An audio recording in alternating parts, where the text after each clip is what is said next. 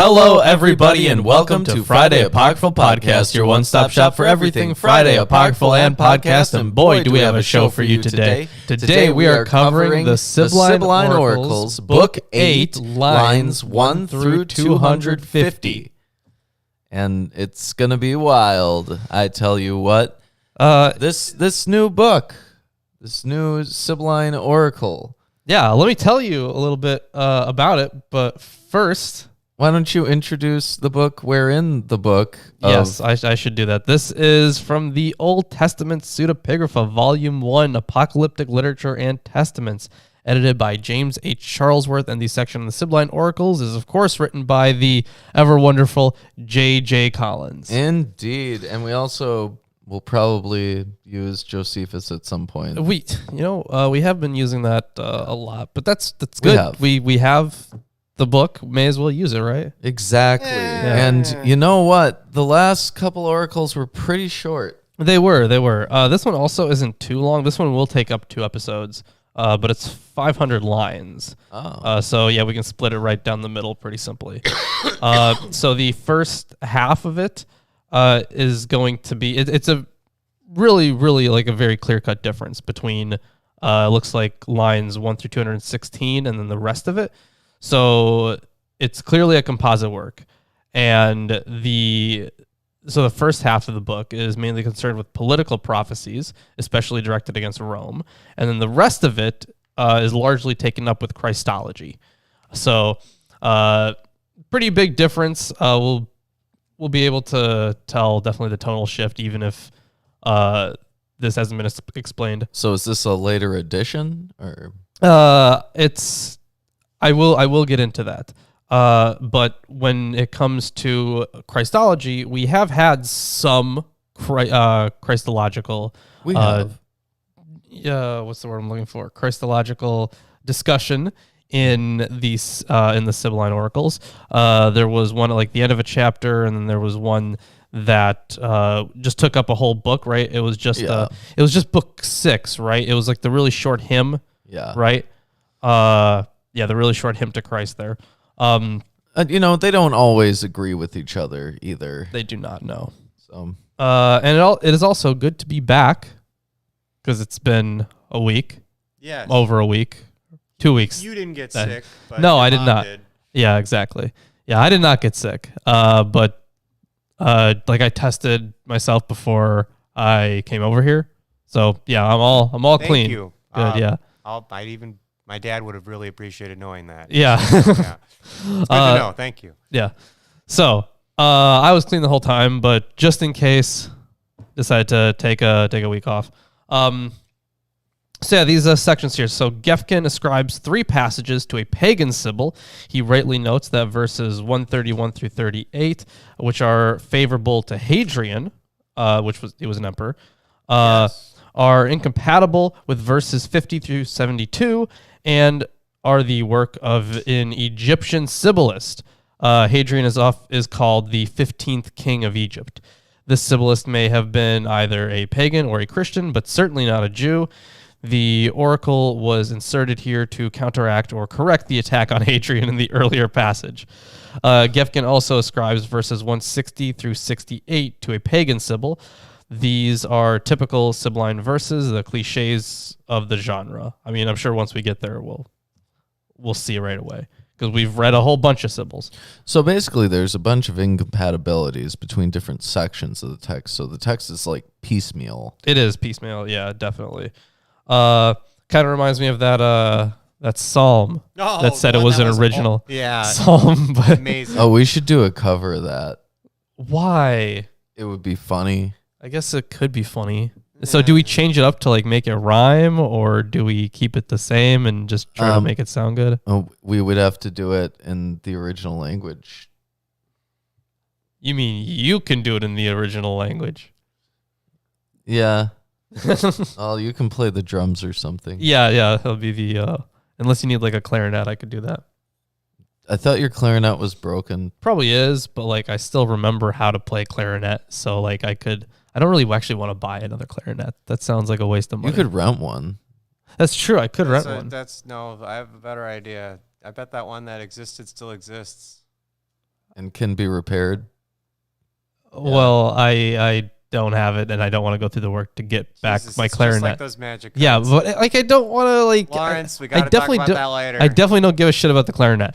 That's for sure. I care about the clarinet now. I care about the clarinet. Yep, now you've got two people who care about the clarinet. You better get that clarinet back. That justice for the clarinet, yeah. Clarinet lives matter. Yeah. So the date of verses 1 through 216 can be fixed with some precision. Verses 65 through 74 envisage the return of Nero, which we have discussed before. Therefore, this oracle must have been written before the death of that emperor, being Marcus Aurelius, before the death of that emperor in 180. Verses 148 forward say that Rome will have completed 948 years before it is destroyed. Strictly speaking, that should point to a date of 195. However, given that this destruction of Rome is still in the future and that Sibylline chronology is never exact, this statement is quite compatible with a date of about 175. The latest date possible for the second half of the book is provided by Lactantius, who quotes extensively from the entire book. There is no closer indication of date. Gefkin notes similarity of style throughout the book and suggests that there was no great lapse of time between the various parts. So I guess we'll see. I guess we shall see. It would make sense, though, because if you have the return of Nero being at the head, right? Mm-hmm. That would line up with, of course, it would line up with Revelation, because in that we also have the idea of Nero returning. And considering that time period, yes, you would have a good amount of Christological developments. Mm. So it's not unreasonable to think that they just would have come from the same period. Either way. So are there significant linguistic differences in different parts of the Sibyl? I think it's mostly just thematic. Yeah, mostly just thematic. There might be linguistic ones, but we don't really, because I don't have the original text, right? Because if this was written in Greek, then I would be able to tell, but it's not. So I am not able to tell. Right. Yeah. Unfortunate. It would be cool. I'll try to find a Greek version. Critical edition with, a copy of the manuscript. Those things exist. Yeah. I will try to find that. But anyways, here you go. Here's book 8 of the Sibylline Oracles. Book 8. Isn't that exciting? No. Yeah, well, you know what? We're going to start off with an exciting piece right off the bat. Great. So we are talking about a prophecy of world kingdoms and destruction. Now we've had the whole world kingdom stuff before. Yeah. And they talk about different ages and different kingdoms, of course, coming in and overriding the last one. So, but this one is, because usually we don't really get, if this is a short section, usually we don't get all that stuff in a short section. We have each section is devoted on its own to each kingdom, I suppose. And then sometimes it could end with an oracle of some sort of destruction. But if this is a short section, it's all in one, that would be unique. Yeah. Okay. Well, what else is interesting here is that unlike some of the other Sibyls, this does not begin with any kind of introductory piece. There's no I call upon the great God to deliver this message. None of that. This just jumps immediately into it. So, as the great wrath comes upon the disobedient world, I show forth the wrath of God to the last age, prophesying to all men city by city. From the time when the tower fell and the tongues of men were divided into many dialects of mortals. First the Egyptian kingdom, then that of the Persians, Medes, Ethiopians, and Assyrian Babylon. That's then that of order. Macedonia. That's an interesting order then. Because if first you have the Egyptians and then the Persians? Yes. Egypt. It would have to be much Oh, no. Actually, hold on. What? I'm trying to think of what period that Well, would they're have been talking in. about the divisions of language right now. Sure, yeah, I guess. Okay, so if we're talking about language, all right, I guess that's fine. So I guess the first language to come out of the fall of the Tower of Babel would be Egyptian, Okay. then Persian, then Medes, and Ethiopians, then Assyrian. Yeah, very strange Babylon. order still, but okay. Right. Very weird. It doesn't make a lot of sense No. geographically No, it does not. at all. Then that of Macedonia, which boasted in great arrogance. Then fifth, the famous. Maybe it's supposed to be like, which ones are the closest to it. Mhm. So if you have this idea of this Tower of Babel, depending on where they thought it would have been, right? They just kind of went like outwards, like in big circles. So like that's why Macedonia is like at the end, because that's pretty far. Mhm. Egypt wouldn't be that far. And Persia, I guess, also wouldn't be. The Medes also wouldn't be that far. But I'm just speculating. Yeah. It would fit in with the whole center of the world stuff, I guess. Yeah. But it wouldn't. The Tower of Babel. Yeah, where was that place? Did we get like a place for that? Nah. Like, because I know, like historically speaking, yeah, it would be in Babylon. But like in the narrative, did we get a place for where that was? I'm not sure if there's any description. Well, the thing is, that's the Well, why don't you open up Genesis? okay. I will. The Tower of Babel is a very short section. It is. Yeah. Very short. But let me continue reading while you find that. Then fifth, the famous lawless kingdom of the Italians. Last of all, will show many evils to all men. Those Italians. Italians, man. And will expend the toils of the men of all the earth. It will lead. Oh, yes, the land of Shinar. Shinar. Okay. Where is Shinar? I don't remember, but it does say Shinar. Okay. And as the people migrated from the east, they found a plain in the land of Shinar. Mm-hmm.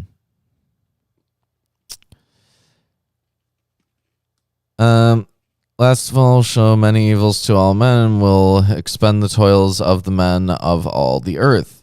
It will lead untiring kings of nations to the west, and will legislate for peoples and subdue all things.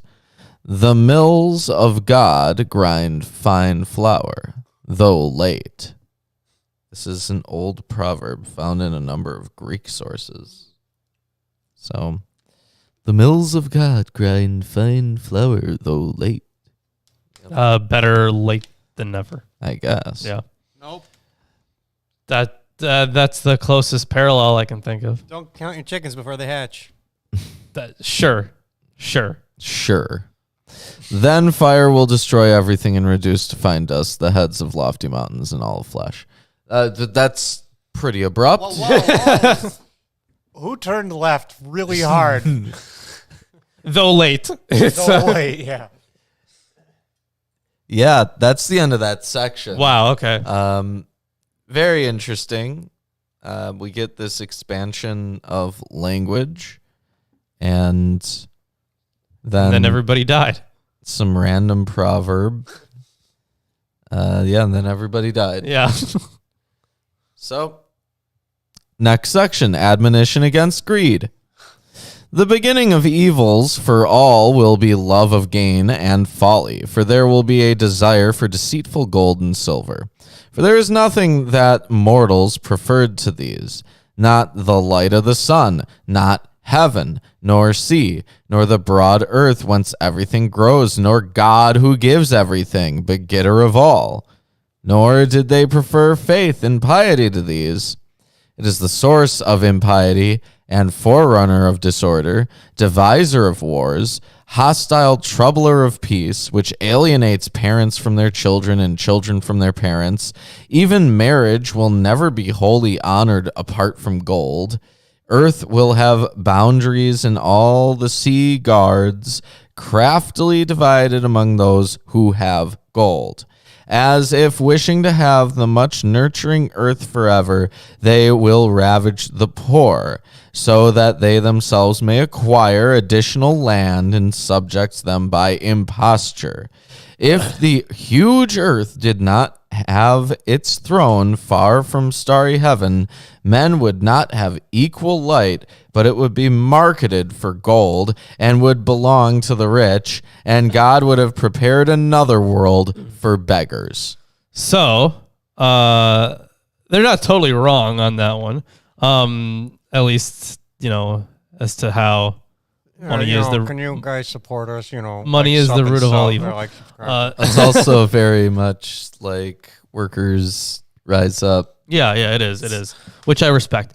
Of course, I don't know about the last part about having a whole different world created. No, that God would have prepared another world. Yeah. But there was the thing about marriage. Can you repeat that one more time? Yes, it says, even marriage will never be wholly honored apart from gold. Okay, so I think that's would be a reference to what the dowry system, right? Mm-hmm. I think they were called dowries. Yeah. I think they still are because people still do that, which is still weird to me. But I guess it's the most modern equivalent is now it's like. It's traditionally the case right now that the father of the bride pays for the wedding services, which can be pretty expensive. To be fair, that is true. But yeah, so that just has hints of that system. Yep. Man, that'd be neat if people honored that now. Dowries? Well, they still do, but it's not common anymore. It's not as common, certainly, but it still happens in a variety of cultures around the world. Sure. Yeah. All over the place. That does still happen. Even here in the U.S., no. Not really. Not really. Yeah. And weddings are stupid expensive, so they are. Much easier to just goes broke. Yeah, much easier to just Sucks. go to a courthouse. Some people got it right. Anyways, there's an oracle against Rome now. One day, proud Rome, there will come upon you from above an equal heavenly affliction, and you will first bend the neck and be razed to the ground, and fire will consume you, altogether laid low on your floors, and wealth will perish, and wolves and foxes will dwell in your foundations. Then you will be utterly desolate, as if you had never been. Where then will be the Palladium? Or what's the Palladium was the sacred image of Pallas Athene, said to have been Pallas brought Athena? said to have been brought from Troy and kept in the temple of Vesta. It was believed to protect the city and was credited with saving Rome from the Gauls in 390 BC. Ah, okay.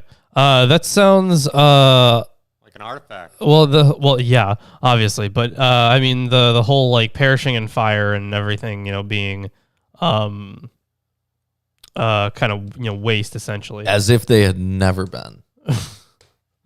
Right. So not only is that kind of an echo of Sodom and Gomorrah stuff, but considering the time period this could have been written in, this very easily could have been about Pompeii and Vesuvius. Could have been. Yeah.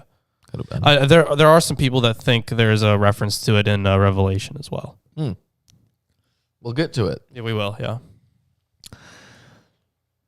Where then will be the Palladium? What sort of god will save you? One of gold or stone or bronze? Well, if you ask the Gauls, one of palladium. Yeah, apparently it worked. Yeah, apparently. Palladium is a much rarer metal too, so good job finding that. Or where then will be your senatorial decrees, where the race of Rhea or Kronos or Zeus and all of those whom you revered, lifeless demons, likenesses of dead corpses, whose tombs ill-fated Crete will have as boast, worshipping senseless corpses with ritual enthronements. So I think they're just accusing the Crete Romans. laid claim not only to the cave where Zeus was hidden as a child, but also to the grave of Zeus. Okay, so that would make even more sense. Because I was going with the Rome is on some omega copium because like they're gonna be they're worshiping all these gods or whatever, but they're not gonna do anything, so they're gonna resort to worshiping their corpses. So it's kind of like this last desperate attempt to worship. Now we have a section on Hadrian. Okay, great. But when, luxurious one, you have had 15 kings who enslaved the world from east to west, there will be a gray-haired prince with the name of a nearby sea, inspecting the world with polluted foot, giving gifts. So these references, here you can contrast the negative presentation of Hadrian with the positive attitude of Sibylline Oracles, Book 5. And yeah, because this seems like, finish the section on Hadrian. It's noted here that he toured the provinces of the empire in the years 120 through 31 AD. Okay. So, polluted foot, giving gifts, having abundant gold. He will also gather more silver from his enemies and strip and undo them. He will participate in all the mysteries of magic shrines. Okay, so obviously he's gonna be part of multiple mystery cults. Hadrian was one of several empires initiated at Eleusis. Oh, yeah, the Eleusinian mystery cult. That is a thing that existed. Yeah, where basically they took psychedelics, right? The thing is, it's a mystery cult. Yeah, the reason it's called a mystery cult is we don't know exactly. But I thought that there was some study of the chemical composition of one of their sites that found there may have been some psychoactive herbs that might have been used in some kind of fumigation. Right. That wasn't it wasn't like that would be uncommon in Greek. Pretty common. Yeah. So even in normal Catholicism, frankincense is psychoactive, technically. Is it really? Yeah. In large amounts. Oh, yeah, I guess a lot of stuff in large amounts can be psychedelic. Oxygen. Yeah. Too much oxygen. Mm-hmm. Oh, there's also nitrogen narcosis. Oh, God, that'll kill you. It can if you're underwater. It sounds like it. So basically, essentially what happens is your body has so much fucking nitrogen in it that you basically think you're drunk. Or sorry, you basically not think you're drunk. It's a lot like you're drunk. But if you're like scuba diving and this happens, you might be so out of it that you think you're out of the water and just take off all your stuff. It can get really bad, apparently. Oh. Yeah. Well, it's a lot of people have died that way. Nitrogen bubbles in the bloodstream. No, that's the bends. Yeah, it's part of it. That's the early start of the bends. Nitrogen narcosis is the first step of the bends. Yeah, then it gets really bad. Yeah, but yeah, a lot of people have died that way. Mm-hmm. As we have all learned from Mr. Ballin. Or life, but both, probably. All right. He will display a child as God. Apparently Antonius, the favorite of Hadrian, was deified upon his death by drowning in Egypt in AD 130. Oh, okay. That's not too uncommon in ancient Rome. It will display a child as God and undo all objects of reverence. From the beginning, he will open up the mysteries of error to all. The mysteries of error? Yes. That could be anything. Anything. Really. I guess so, yeah. Then will be a woeful time because the woeful himself will perish. One day the people will say, "Your great power, O city, will fall," knowing that the fated evil day is immediately at hand. Then fathers and infant children will mourn together, regarding your most piteous fate. Mournful, they will raise dirges by the banks of Tiber. After him, 3 will rule, who have the last day of all, fulfilling the name of the heavenly God, whose power is both now and for all ages. And the three that are referenced are likely Lucius Verus, Antoninus Pius, and Marcus Aurelius. Yeah, Marcus Aurelius would be the last one of that, right? Pretty sure. Yep. Now you have the return of Nero in the time of Marcus Aurelius. Oh, great, yeah. One, an old man, will control dominions far and wide, a most piteous king who will shut up and guard all the wealth of the world in his home, so that when the blazing matricidal exile returns from the ends of the earth... Yeah, sounds like Nero. Yep. He will give these things to all and award great wealth to Asia. And yeah, that's where I'm going to hand it off to you. Sounds good. We are... Oh, great. Woes to come upon Rome. Hey, make sure you guys drop a like and make sure you guys are subscribed and all that stuff. Share it around. Hey, like, share, and subscribe. Do it now. And hey, did you know that viewer engagement means more views? Because the algorithm's all like, hey, we see that people like to engage with this content. So then The algorithm... You know, there's this weird meme that I've seen for YouTubers that are all like, so and so amount of people watch my channel, but they don't subscribe. Yeah, we've got viewer issues almost, but we don't have as many sub issues. right, We yeah, use more subs, sure. that'd be nice. But yeah, But viewers, where are you? Hi, Yeah. hello. Here's a No, no, I theological mean, question. that's Lawrence. what? Here's a theological question. Oh, what's up? Is the algorithm a god? I wouldn't say so. Are you sure? It doesn't really have a consciousness. We It's don't not know. really. I wouldn't really call it an A agent, god right? doesn't necessarily need to have a consciousness, right? It can be an object of religious veneration, right? Well, Everyone's trying to please. they can certainly. Yeah, people try to please the algorithm. They perform acts of devotion to the algorithm. They coddle it. They give it a hug. They tell it how much they love it every day. You know how many legends there are about the algorithm that may or may not be true? There's an entire mythology about the algorithm. There are See, the thing days is, that are dedicated to the algorithm. They're not established holidays, but when the algorithm is updated, that's a big thing. People freak out, right? See, I would say that for at least my understanding of a god, I feel like it does have to be an agent of some kind. has its own Because agency. you can have your your household. People. You can have your household gods and whatnot, right? Or in the Bible, if they're talking about the golden calf or something, these are your gods, O Israel. What about Brahman? about- Impersonal gods. You say ramen? Brahman. Brahmin. Okay, yeah. Yeah, ramen. Yeah. So Impersonal for Brahmin, yeah, I guess. Huh. But the algorithm, well, I wouldn't really say it's an object of worship. It's more of an object of It's not a god. It's an overlord. it's an overlord. a demigod, maybe. No. Sub-god. See, the thing is, those other things have some power that are, I guess, some intrinsic natural power. I would say those the other gods. algorithm has an intrinsic natural power.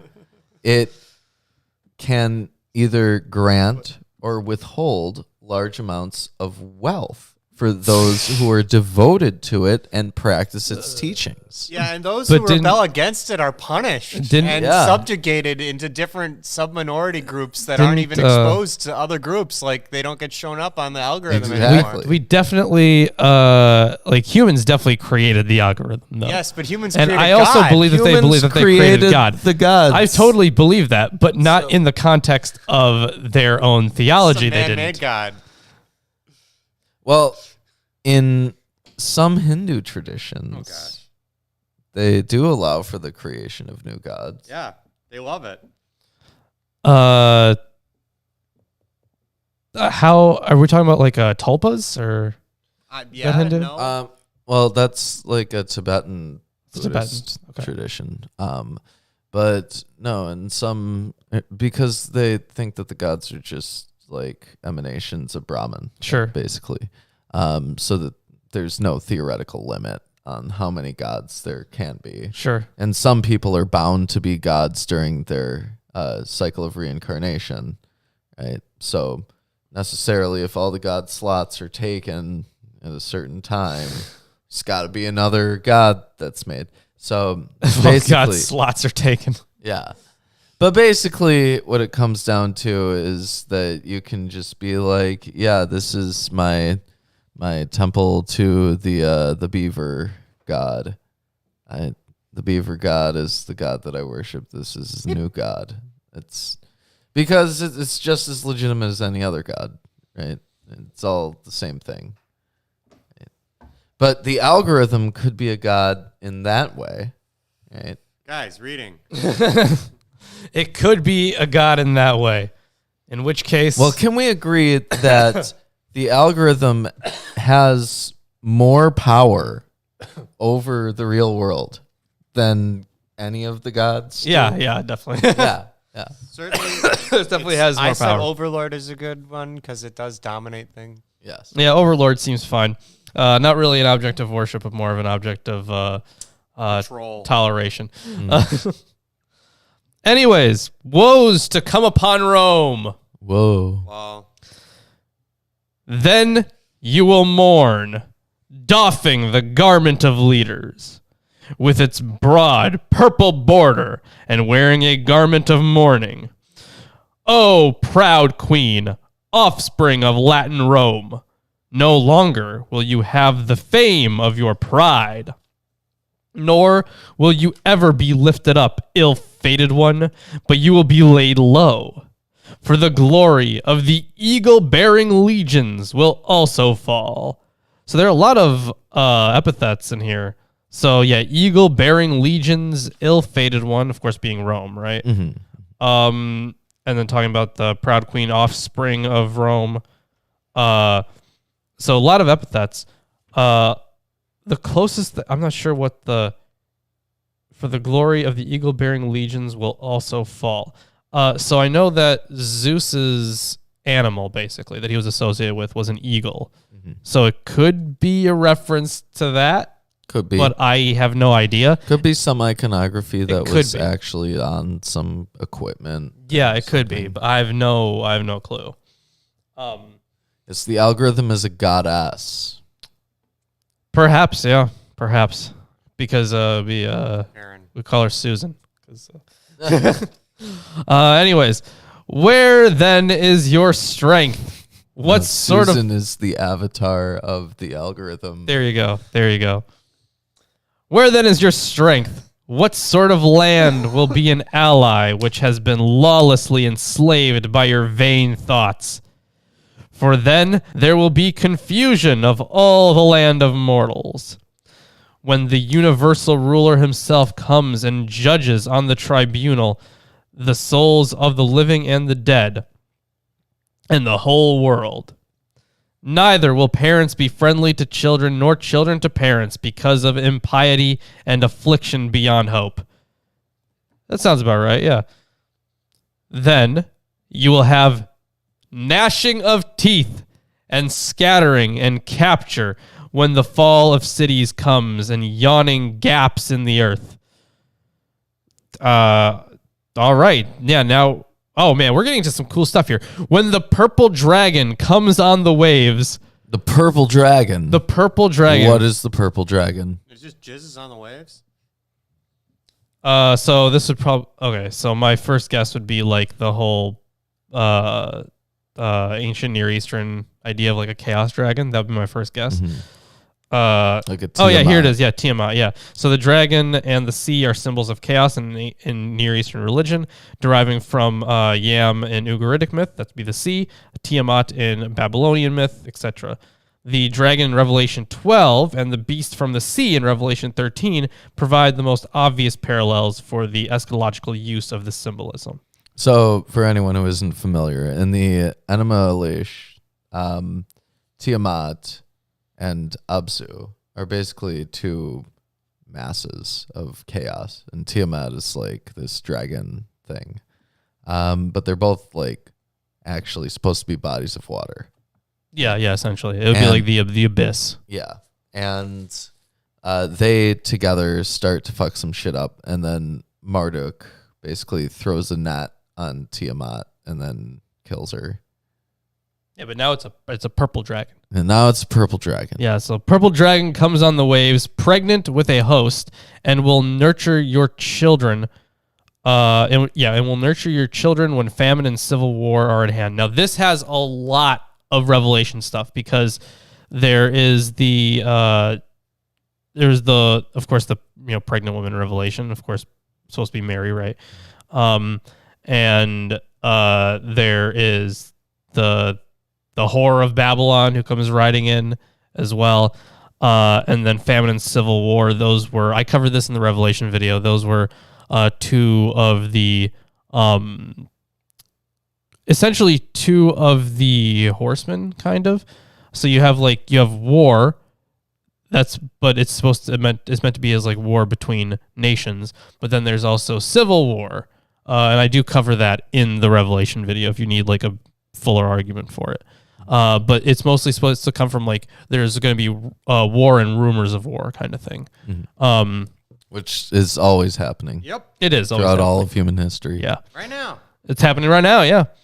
Mm-hmm. Then the end of the world. And the last day is near, and the judgment of the immortal God for the approved elect. First, there will be implacable wrath of Rome.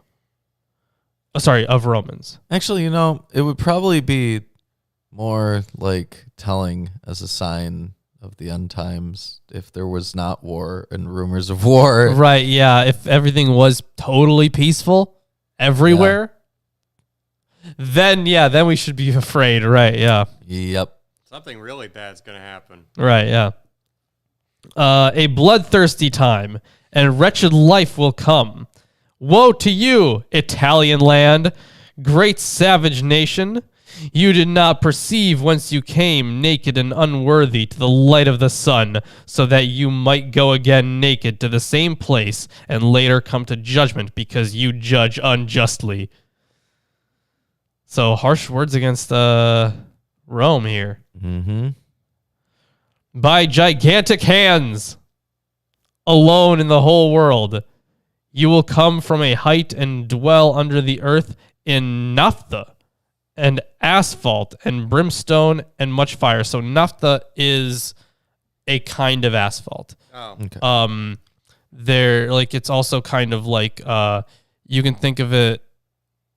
The way it was described in one of the texts I actually had to translate for my Greek course was, I forget which king it was, but he had to walk across a river, and it was described as like walking through naphtha. So, it's very viscous. It's an oily tar. It's kind of tar. That would make sense. It's an oily tar. Yeah. Okay. It's not purified because obviously it's before we knew oil was useful. Sure. And so there's just all this stuff around that, and it's kind of flammable. Yeah. So, there you go. That's what naphtha is. It's not great. It's very much toxic. Breathing its fumes is not good either. Would you want to walk on that? No. And you will disappear and will be blazing dust forever. Everyone who looks will hear a mournful great bellowing from Hades and gnashing of teeth as you strike your godless breast with your hands. It's going to happen to you. That's what we're doing right here. Night is equal to all at once, to those who have wealth and to beggars. That is usually how night works, except for the other side of the globe. Coming naked from the earth. Well, they believe in flat earth, right? Because they're religious. Even though people already knew about... People did already know. Yeah, not flat earth. Yeah. But the religious don't. Yeah, so the thing is, at this time, I'm sure plenty of people were already kind of coming around to the knowledge. Yeah. But there's flat earthers today. Yeah, exactly. So... Yeah. Coming naked from the earth, going naked again to the earth, they cease from life, having completed their time.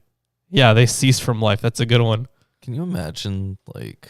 Go commit, cease from life? Yeah, go commit, cease from life. Yeah, there's also, like, instead of saying he passed away, he's like, he ceased from life. It's a classic George Carlin bit. Sure. Yeah. Sure. Now, next section here, the equality of all in the eschatological time. No one is slave there. No lord, no tyrant, no kings, no leaders who are very arrogant. No forensic rhetoricians. No ruler judging for money. They do not pour blood on altars in libations or sacrifices. No drum sounds, no cymbal, no flute of many holes, which has a sound that damages the heart. What? Why does Flute of many holes? That damages the heart. Maybe it was supposed to. Maybe they were used for like some pagan religious ritual or something. And maybe are they talking about like a double flute, like where you have two ends so it can play two notes at the same time? Oh, I don't know. Or are they talking about like a piccolo, something with a really high shrill tone? I have no idea. Wait, hold on. There is a reference here. Maybe they mean it needs to blow really hard for it to work. Mm-hmm. So hurts the heart means to use it, it'll hurt your heart. So there are definitely a lot of so it starts with like it starts describing people, and then now they're all describing music, right? So no flute of many holes, which has a sound that damages the heart. No pipe, which bears an imitation of the crooked serpent. No savage sounding trumpet, herald of wars. So there a bunch of musical instruments are listed, right? So no coiled wind instrument, like brass instruments? That is so far what it's sounding like. But I feel like the thing is with the line there about, the pipe which bears an imitation of the crooked serpent, I feel like these were just associated with these just had negative connotations to them because they were used for some pagan ritual. That is my guess, but that is just conjecture. So there's a reference here to Revelation 18:22, which says, "And the sound of harpists and musicians, of flute players and trumpeters will be heard in you no more, and craftsmen of any craft will be found in you no more, and the sound of the mill will be heard in you no more." Damn rave music. Well, so all sound stops, basically, is what that's saying. Well, yeah, no sound, but it looks like no. It looks like there would be no celebrating or no. Like this is a time when everything is changing, is the thing. Because this is eschatological, right? So this would be like a time of course, great change where everybody's like shocked and left speechless, essentially. Yeah. Not even going to play their music. None who are drunk in lawless revels or dances. No sound of the lyre. No evil working device. Sound of the lyre, trumpets. So we're keeping up with music there, right? But then when it comes to drunk and lawless, people who are drunk and they dance around a lot, this definitely sounds like some sort of party scene, and this is describing being a party pooper, essentially. Oh. Except eschatologically. So turn it up to 11 or 12 or 666. Okay. Either way, that's all gonna stop. No strife, no anger in its diverse kinds, nor will there be a knife beside the dead, but the age will be common to all. Looks like there's a textual break here as well. Key bearer of the great enclosure on the tribunal of God. What? Another textual break. No. I wanted to know about that. Me too. Guess that's gone. The line refers to the act that he's snorting coke and listening to that damn rave music. Yeah, you know what? Definitely. I could see it. Yeah, I really want to learn more about that, but it looks like the only other reference is to another book here, another Sibylline book. Oh, that doesn't count. It doesn't count, yeah, I guess. But maybe it'll give some context. I don't know. So it looks like 227. Yeah. Wait, what the hell? Okay, so yeah, the whole section together. Bodies of humans made solid in heavenly manner, breathing and set in motion, will be raised on a single day. Then Uriel, the great angel, will break the gigantic bolts of unyielding and unbreakable steel of the gates of Hades, not forged of metal. He will throw them wide open. So is this? So I guess they're going with this as a reference to Uriel doing that. Okay, that makes sense. Yeah, I suppose.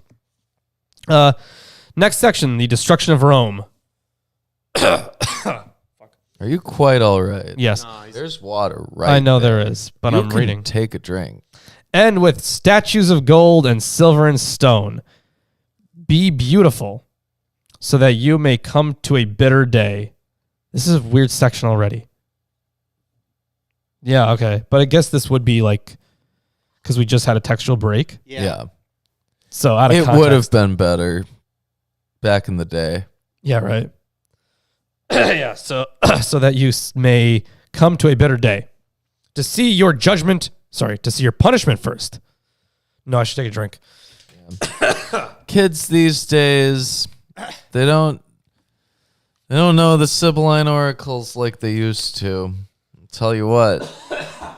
And they don't. Man. They even have like textual breaks. Ugh. Yeah, right. Disgusting. To see your punishment first, Rome, and the gnashing of teeth. No longer will Syrian, Greek, or foreigner, or any other nation place their neck under your yoke of slavery. You will be utterly ravaged and destroyed for what you did. Groaning in panic, you will give until you have repaid all, and you will be a triumph spectacle to the world and a reproach of all. Yeah, that's what she said. that you will be a triumph spectacle to the world and a reproach of all. Yep, she said that. Wow. Yep. What a bitch. Next section here in encomium on Hadrian. Then the sixth generation of Latin kings will complete its last life and abandon the scepters. Another king of the same race will reign. There's a note here. Okay, so this is, of course, the reference to Hadrian. Okay. Lots of references to Hadrian in this book. Yeah. Another king of the same race will reign, who will rule the whole earth and gain sway over dominions. He will rule by the counsels of the great God without contamination, his children and the race of his unshaken children. For thus it is prophesied in the cyclic course of time, whenever there will have been 15 kings of Egypt. Or yeah, the Roman kings at least, beginning with Julius Caesar and counting Galba, Otho, and Vitellius. Might help with so I think they were probably doing their counting a little bit differently than they did in Revelation. Mm-hmm. But that would be interesting to look over. But yes, this is very different than the view of Hadrian we got before. Yeah, super different. Yeah. So this next section here is on the return of Nero. Again? Yes, Man, that guy again. shows up a lot. It does. Then, when comes the time of the Phoenix of the fifth period? Now, of course... Damn it, Hefe. No. That's not how it works. You can't just say existence, therefore God. Right, existence only proves existence. Anyways, Bring up that article before we delve into this any deeper, I'm just gonna cut it off now. He did just sub though. That's fine. Now you can see when we go live. So yeah, this stuff. Of course, we all know what a phoenix is. We've seen it in the movies a ton, like in Harry Potter. But also, it was an Egyptian thing. And this apparently, I was looking into this. Apparently, they believe that it would only pop up once every 500 years. Mm-hmm. So this would be like some special sign. Of the fifth period. But the reference to the fifth period must have been seen in the context of the division of history into the 10 periods, of course.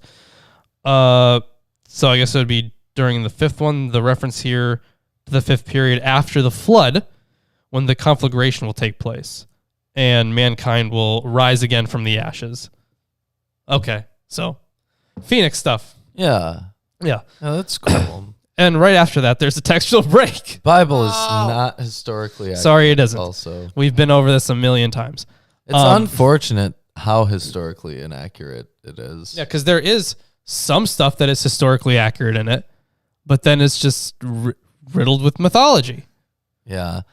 Okay, the Tower of Babel, that would have been referencing the actual historical Tower of Babel would have been in Babylon. It's literally in the name. But the Tower of Babel story, of course, never happened. That's ridiculous. Prove my point. Go watch some stuff we've done on it. You can go to the show I do with R and Raw. You can, I don't think I've personally done a video on it, but we have talked about it in past videos. You should watch the Suffering Servant video. You should also watch the Suffering Servant video too, yeah. You should watch all of our videos. Yeah, you should do that. In fact, right now, what you should do is start making a playlist of every single Milwaukee Atheist video. And then start watching it and never stop. Just keep going. Yep. Yeah. Okay. Oh, yes, of course. Back to that. Anyways. Yep. Anyways, there's a textual break. He will come to ravage the race of peoples, undistinguished tribes, the nation of the Hebrews. Then Aries will take... Wait, what? Aries. Hold on. Yeah, so obviously... Like the god? The god, yeah. But this... Huh? Listen to the sentence. Then Aries will take Aries captive. He himself will destroy the overbearing threat of the Romans, for the empire of Rome, which then flourished, has perished. The ancient queen over the surrounding cities. No longer will the plain of luxuriant Rome be victorious when he comes from Asia, conquering with Aries. Is there a Why is it listed twice like that? Is there a footnote? No. Aside from just saying that he was the god of war. Okay. Yeah, so I don't know. That is so weird. That is so weird. No, we're not. Read it again. Okay. Read the yeah, so, then Aries will take Aries captive. That's how that starts off. And then it goes on to, no longer will the plain of luxuriant Rome be victorious when he comes from Asia, conquering with Aries. Having done all these things, he will come to the trampled town. You will fulfill thrice 348. So 948 years, when an evil, violent fate will come upon you, fulfilling your name. And we covered that before. I don't know about Aries capturing Aries. I mean, I guess it's a reference to like one army capturing another. That would be the closest that I could that would be the closest conclusion I could come to. Yeah. But that other than that, it doesn't make much sense. Why would the author write it that way? That would be the closest thing. Oh, and here's another oracle on the returning Nero. This is a separate section, by the way. It's just immediately after. So no wonder they're like, this is just a mishmash. Alas for me, thrice wretched one, when will I see that day, destructive indeed to you, Rome, and especially to all Latins?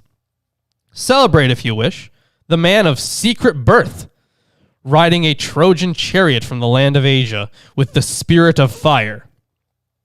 But when he cuts through the isthmus, glancing about, going against everyone, having crossed the sea, then dark blood will pursue the great beast.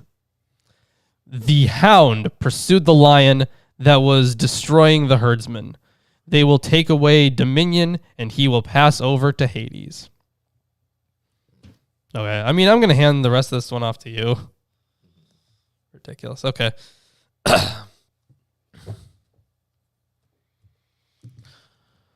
All right, then. Hey, if you're enjoying the show, give us a like, comment, subscribe, share it with your friends, family, and neighbors. Find people who would benefit from watching this show. That is to say, everyone. Yeah, everyone.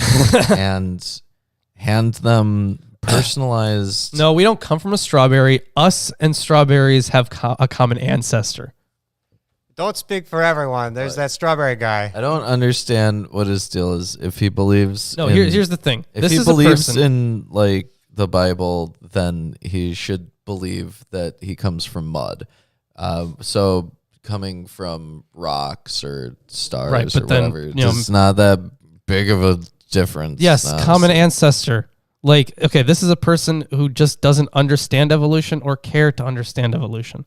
Honestly, he's not worth our time or effort. But thanks for Yeah, he abandoning is. God. It showed up on our screen earlier. Oh, yeah, that's true. That is true. Thank you for Yep. abandoning God, though. We appreciate that. Anyways, we have oracles against various nations. You ready for this one? Yep. Well, A final but greatest evil will come upon the Rhodians, and for the Thebans, evil captivity awaits thereafter. Egypt will be destroyed by the wickedness of its rulers. Also, like the men who afterward fled dire destruction, thrice happy was the man, and 4 times blessed. This is Gefkin puts that in parentheses because of its incoherence. Oh, okay. The rest of it is fine, though. Yeah. Rome will be a street. He should have put that Aries thing in parentheses because that didn't make that much sense. yeah. Rome will be a street, and Delos, inconspicuous, and Samos, sand. And then a textual break. Then later also evil will come upon the Persians. In return for overbearing pride, all arrogance will be destroyed. Well, wasn't that a fun section? Now we're in another section, eschatological upheavals. Then a holy prince will gain control of the scepters of the whole world for all ages. What verse are He you who on? raised the dead. 170. I Okay, just okay. finished. Not quite at the 216 point, but okay. So there's a footnote on the Holy Prince. Gefkin and Kerfus identify this figure as Elijah and cite Commodian, Carmen Apologeticum 839-850, as a parallel. However, in the context here, the more natural interpretation is to identify him as God. The Most High will lead 3, then, in piteous fate at Rome. So this is a possible reference of the 3. It's not possible to determine precisely. The verse is clearly modeled on the Sibylline Oracles, Book 3, line 52, where the reference was to the second triumvirate. We may also compare the 3 heads of the eagle in 4th Ezra 11 through 12. Commodian says that the returned Nero adopts 2 Kaisars, and in 911, the Antichrist slays 3 kings. We may conclude that 3 3 Romans figure widely in apocalyptic traditions, but their role and precise references may vary. Yeah. So, of course, one of them we can say is Nero. Mm-hmm. Well, pretty much definitely. Yeah. But yeah, the other ones are always different because this one, it seems to be Hadrian. Hadrian's a big focus. Yeah, for this at least. And in other texts, it really would depend on when they were written too. But it does always seem like Nero is the one that is like at the focal point for a lot, not all of apocalyptic literature, obviously, like with Daniel especially, right? But when it comes to like emperors that feature in apocalyptic literature, it would be Nero is number 1, right at the top of that list. Mm-hmm. And all men will perish in their own dwellings, but they will not be persuaded, which would be much better. But whenever there arises upon all the evil day of famine and pestilence, hard to bear, and tumult, and then again the former wretched Lord will assemble the council and deliberately how he will destroy. It's a textual break. But what is being referenced here, first of all, the former wretched Lord is Nero, but how he will destroy. Gefkin supposes that the passage, which has been lost here, narrated Elijah's murder by Nero. Okay. Yeah, there is, however, no clear reference to Elijah here. Nero's victim may have been someone else. Right, yeah. Yeah.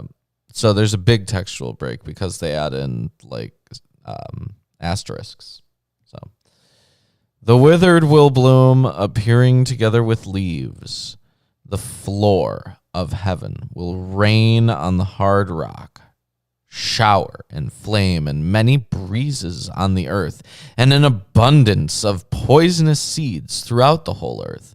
But they will act again with shameless spirit, not fearing the wrath of God or of men, abandoning modesty, desiring shamelessness, tyrants and fickleness and violent sinners, liars, lovers of faithlessness, evildoers, truthful in nothing, breakers of faith, ingenious at pouring out slander. They will not have surfeit of wealth, but shamelessly they will collect more. Under the sway of tyrants, they will perish. All the stars will fall directly into the sea, all in turn. Big change there. All the stars, all in turn. And men will call a shining comet the star, a sign of much impending toil, war, and slaughter. May I not be alive when the abominable woman reigns. Okay. This is not a reference to a historical figure, but to an eschatological one modeled on the whore of Babylon. Yeah, there we Revelation go. 17. That's what I thought, yeah. Or the widow of Sibylline Oracle 375. For the contrast between this woman and it says to read a different book. We don't have it. So unfortunate. Oh, well. Yeah. So this abominable woman. You'll have to read. Yeah. We'll get to there's a whole lot of stuff in Revelation that's really interesting. Yeah. And yes, the whore of Babylon is one of them. May I not be alive when the abominable woman reigns, but rather than when heavenly grace comes to rule, and whenever the sacred child, the destroyer of all, destroys the malignant abyss with bonds, opening it up. So this destroyer here, the reference is to the iron scepter of Revelation 12:5 and the subsequent destructive role of the Messiah in Revelation 19 through 21. Contrast the peaceful rule of the child in Virgil, apparently. Yeah, we don't have anything from Virgil here, so. Yeah. Unfortunate. But this is what's happening. Suddenly, a wooden house will cover men round about. But when the 10th generation is within the house of Hades, thereafter the power of the female will be great. Is this wooden house supposed to be a coffin? I think so. Huh. Okay. Suddenly. A wooden house will cover men roundabout. Yeah. Okay. So a coffin Then would make sense, we're with- especially if you're talking about Hades right Yeah, next. They're saying that the 10th generation is within the house of Hades. So the wooden house is the house of Hades, right? Okay. Yeah. Sure. Thereafter, the power of the female will be great. God himself will increase many evils for her when she is crowned and receives royal honor. The entire year will be an age turned upside down. The sun, seeing dimly, shines at night. Stars will leave the vault of heaven. A raging storm with many a hurricane will lay the earth desolate. There will be a resurrection of the dead and most swift racing of the lame, and the deaf will hear and the blind will see. Those who cannot speak will speak, and life and wealth will be common to all. The earth will equally belong to all, not divided by walls or fences, and will then bear more abundant fruits. It will give fountains of sweet wine and white milk and honey, textual break, and judgments of the immortal God, textual break. But when God changes the times, textual break, making winter summer, then all the oracles are fulfilled. So But when the world perished, textual break, and now we're into the next section. okay, great. So a lot of this- stuff happened there. Yes, that was line 216. Okay. Hereafter, it's going to be Jesus-y. Yeah, it's gonna be Jesus-y. So up to that point, we got a lot of stuff there. So first of all, it's the reversal of everything in not just society, but also in the cosmic realm too. Like the stars falling, right? We get that, or yeah, they're just gonna. What did it say that they disappear? Or they fall. What was the thing? So some of them, yeah, there is this big comet. All the stars directly fall into the sea. Right. Okay. So first of all, yeah, this comes from a time where they did not understand the universe quite the same way, but this was certainly like, I mean, they would have seen, meteor showers, right? Mm-hmm. They would have seen those, and that's probably the kind of stuff they were thinking. But of course, meteor showers are pretty predictable now, Right. at least. So at the time we have this, because I think it was in Ecclesiastes, right? We have like there's a time for Yes. everything, right? Very famous. Yeah. So now it's kind of hitting on that as well. Yeah. So there's a lot going on in these passages. They're Yeah. pulling from a lot of things. Unfortunately, we have all these textual breaks in this section.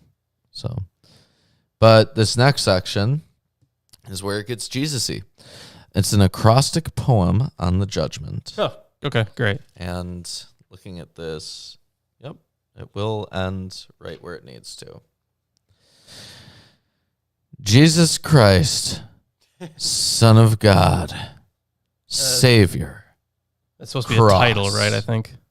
Yes. Yeah. This line is not a verse. Yeah.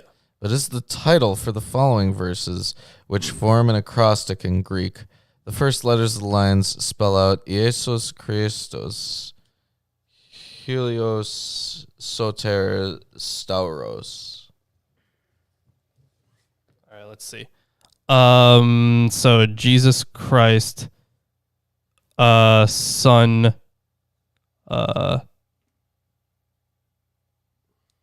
so Soter is Savior. And I'm not really sure what Stauros is supposed to be. I can check it real quick, because even though it sounds like star, it doesn't necessarily mean that. But I can check. It is not possible to reproduce the acrostic in English. Hooray! Well, the thing is, A Latin rendering is found in Augustine's De Civitate Dei. yeah. But here the thing is, when it comes to Wi-Fi's off. When it comes to acrostics, like, remember when we read the Alphabet of Ben Sira? Yes. Yeah, there was a huge acrostic poem. Like, I think the translator tried to find words that would match up, like close enough to the actual Hebrew acrostic, to where they could also make it an acrostic in English. Yeah, stauros. It would be in the New Testament. It's the cross. Okay. But in other literature, like in Homer and Herodotus and Thucydides, it's just an upright stake. So that's something. So maybe the title Jesus Christ, Son of God, Savior, Cross is related. Yeah, it didn't say God anywhere in that the Greek section you showed but it me, could be implied. Right, yeah, but it would just be a son, yeah. The earth will sweat when there will be a sign of judgment. A king will come from heaven who is to judge all flesh and the whole world forever when he comes. Both faithful and faithless men will see God, the Most High, with the holy ones at the end of time. He will judge the souls of flesh-bearing men on the tribunal when the whole world becomes barren land and thorns. Men will throw away idols and all wealth. Fire will burn up land, heaven, and sea, pursuing the hunt, and will break the gates of the confines of Hades. Then all the flesh of the dead of the holy ones will come to the free light. The fire will torture the lawless forever. Whatever one did secretly, he will then say everything, for God will open dark breasts with lights. Yeah, this is classic eschatological stuff where every righteous person will be back and okay. A lament will rise from all and gnashing of teeth. The light of the sun will be eclipsed in the troops of stars. He will roll up heaven. The light of the moon will perish. He will elevate ravines and destroy the heights of the hills. No longer will mournful height appear among men. Mountains will be equal to plains, and all the sea will no longer bear voyage. For earth will then be parched with its springs. Bubbling rivers will fail. A trumpet from heaven will issue a most mournful sound, wailing for the defilement of limbs and the woes of the world. The gaping earth will then show the abyss of the netherworld. All will come to the tribunal of God, the King. A river of fire and brimstone will flow from heaven. There will then be a sign for all men, a most clear seal. That the fire and brimstone stream from heaven. What other book did we get that in? I don't think, was that in the Sibylline Oracles, or was that Third Enoch? Was that Third Enoch? Yep. There was a lot about the river of fire. Okay, because I recognize that that imagery. Though. I think it also appeared in First Enoch, though very. I don't briefly. think it was. Was it coming out of heaven? I think. I don't remember it coming out of. While he was on the trip, he saw it over the earth. Right. I think. I don't even remember. It was a while ago. So this most clear seal is a reference to the 7 seals in Revelation 6. Yeah. Also, the trumpets would have been 2. Yeah. Because we had the trumpets, the seals. Yeah. The wood among the faithful, the desired horn, the life of pious men, but the scandal of the world, illuminating the elect with waters in 12 streams. The language of illumination is commonly used for baptism from the second half of the 2nd century. Yeah. So, also, we are reading the Sibylline Oracles right now. We are in book 8 of the Sibylline Oracles. yes. This is, no. An iron shepherd's rod will prevail. This is our God, now proclaimed in acrostics, the King, the immortal Savior, who suffered for us. Yeah. Oh, okay. So that was That was line 250. fantastic. Which means that brings our reading for today to an end. So, have you been enjoying Book 8 so far? There's some interesting stuff in book 8. Gaps, I think but I like it. there are quite a bit of gaps. They because it's such a mishmash of texts, or you could say of oracles by themselves, right? They have a lot of repetitions, more than we usually see, like with the return of Nero. We have already seen the return of Nero a million times throughout the Sibylline Oracles, and it would make sense that they would repeat it in books, but it's kind of spattered throughout the reading of the 8th Sibyl. Yeah. Yeah. And next week we'll be and also finishing. the conflicting views on Hadrian as well. Mm-hmm. Yeah.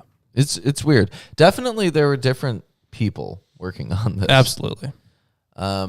But we will be finishing this Sibyl next week. How many Sibyls are there? There's 12, right? I think there's 12. Yeah, no, wait, 14. 14. There's also the fragments. Yeah, that's right. We'll right. have to there go are through those. fragments. Yeah. But it looks like there are 14 plus some fragments. Yeah, 14 plus some fragments. We're pretty close to the end of the Sibylline Oracles. Yeah, we are. So what do our viewers want us to read next? There's a whole bunch of stuff you can choose from. So we have the option of continuing with, because right now we're still doing, I guess we're doing intertestamental. Like this would be intertestamental. Actually, no, it would be, some of it is intertestamental, some of it is Post-Christian. Yeah. But when, like, we could theoretically start doing some Christian apocryphal stuff. Like we could start doing either Gnostic texts, or we could do like other apocalyptic texts, like the Apocalypse of Peter. Or Thomas. Well, I vote that from now on, we only do really cool stuff. Wow. Because there's a lot of options that are available to us. And so now there's no reason for us to read through like Genesis again. Right, yeah. So we wouldn't pick like a book like Jubilees again, or anything even similar to Jubilees. Right. Yeah. But we definitely can cover some like end of the world shit, and definitely some Gnostic shit. Yep. Nag Hammadi. Yeah. We'll have a vote on I it do have a I'm pretty sure book that on there were Nag Hammadi. fragments of the Corpus Hermeticum that were found in Nag Hammadi. But I might be wrong about that. I haven't heard about that if there were, but I guess we can check. Well, we'll have to check it out. Yeah. Because if that is the case, it would give us an excuse to do the Corpus Hermeticum. That is true. But either way, thanks for joining us today. Hope you guys enjoyed the stream. Here's a shirt for you guys. If you want to support the stream. You know, if you want to be entered into a giveaway instead of buying the shirt, you can check us out on Patreon. Yeah. Lots of things you can get on Patreon, actually. Yeah, but I think a lot of people do have fun with the t-shirt wheel. With the spinny wheelie. And let's Amazon see. wish list. Yes, Amazon wish list. A lot of books. Yeah. You could add books to this table. You could add books to our libraries where we will read them and we will make videos using them as sources. Mm-hmm. Let's see what else we got. Facebook and Twitter. Yeah. Those are free. Yep. Absolutely free to follow us on those platforms. What else do we have? gmail.com. No, that's gone. You got rid of our Gmail? Oh, Gmail. Oh, the Gmail. Okay, sorry. I thought you were talking about the I thought you said the website. No. Yeah. No, the website is gone. Yeah. But yeah, you could send us Lawrence diss tracks. Yep. Or The ending of Ahikar Ahikar fan fiction. Yes, Ahikar fanfics. But do not combine those two things. That would be Unless weird. you'd like to. If it turns out really good, we'll take it. I'd like that. Like Ahikar just lays down this diss track. On you. Yeah. It would be like epic rap battles of history, except it'd be only Ahikar dissing me. And his ending. Yeah, Prophetic text. Yeah, that'd Very be good. cool. Very good. Anyways. Cool. Anyways, thanks for joining us, and we will see you on Sunday.